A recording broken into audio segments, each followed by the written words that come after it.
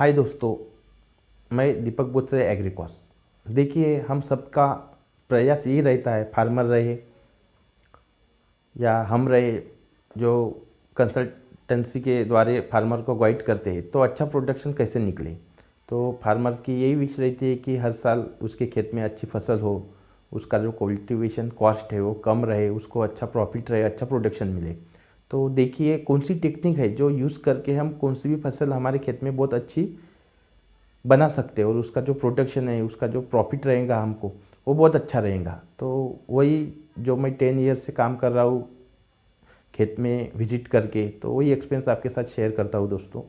देखिए, जो crop management है अच्छा फसल निकालने के लिए, उसमें सबसे पहले हमको हमारे खेत की जो मिट्टी है, जिसे हम सॉइल मैनेजमेंट बोलते हैं, उसकी जांच करना बहुत ही ज़रूरी है। जो सॉइल टेस्ट करते हैं ना हम, उससे हमें पता चलता है कि हमारे खेत में जो अवेलेबल फॉर्म में जो कुछ पोषक तत्व है उसकी मात्रा कितनी है। अगर ज़्यादा रही तो कम फर्टिलाइज़र डाल के कैसे अच्छी फसल निकले, और कम रही तो फर्टिलाइज़र थोड़ा ज़्यादा डाल के जो डिफिशियंसी क्रॉप में दिखती है वो नहीं हो और अच्छा प्रोडक्शन मिले।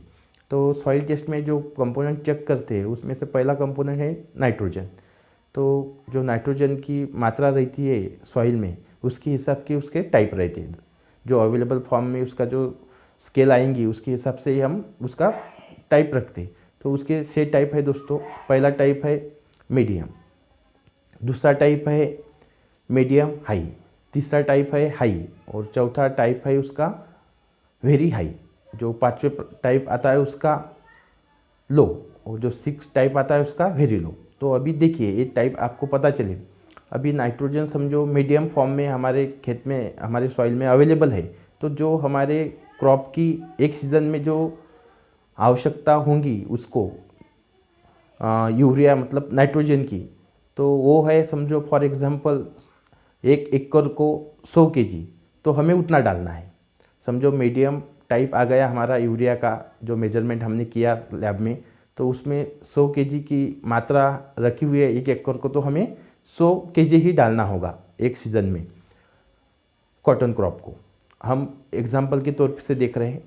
अगर समझो उसमें मीडियम हाई आ गया, तो देखिए अभी हमने 100 केजी 1 एकड़ को यूरिया डाला। अगर उसमें जो प्रमाण टाइप आया मीडियम हाई, तो हमें उसमें 10% कम करना है। जो हमारा डोज है ना वो 10% कम करना है। मतलब हमने पहले 100 केजी डाला था, उसमें 10% हमें कम करना है।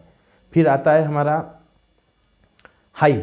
अगर हाई परसेंटेज आ गया उसका नाइट्रोजन का हमारे मेजरमेंट में, तो फिर हमको 25% में कट करना पड़ता है उसको, जो मात्रा है। मतलब हमको जो 100 केजी 1 एकड़ को डालना था उसमें हमको 25% कम करना है। फिर उसका प्रमाण आता है वेरी हाई।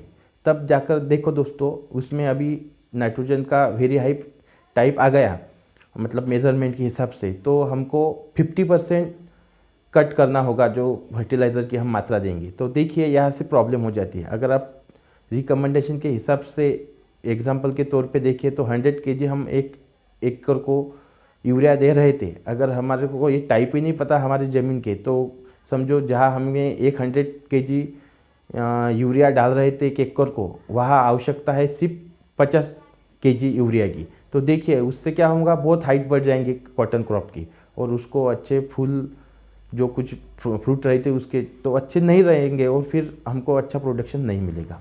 फिर उसका टाइप आता है लो। तो देखिए अगर लो आया तो हमें 25% ज़्यादा डालना है फर्टिलाइज़र। तो हम 100 केजी डाल रहे थे, तो अभी हमको 25% ज़्यादा डालना होगा। और वेरी लो आया तो यहाँ पे हमें जो नाइट्रोजन का प्रमाण है 1 एकड़ को, वो 50% से ज़्यादा डालना होगा। तो इस हिसाब से हमें नाइट्रोजन डालना होता है यूरिया के स्वरूप में। अगर यही हमको पता नहीं चला और यही हमको कुछ इसके बारे में इन्फॉर्मेशन नहीं रही, तो हम बहुत ज़्यादा खर्चा करते, फिर क्रॉप भी अच्छी नहीं बनते, हमारी फसल अच्छी नहीं बनती, हमको अच्छा प्रोडक्शन नहीं मिलता। तो इसी हिसाब से अब मैं अपने चैनल पे अलग अलग टाइप के जो फॉस्फोरस है, पोटाश है, और भी जो कुछ माइक्रोन्यूट्रिएंट है, और भी जो खेती के बारे में जानकारी है जिससे आपका फ़ायदा होगा, तो वो इन्फॉर्मेशन मैं शेयर करूँगा दोस्तों। Thank you.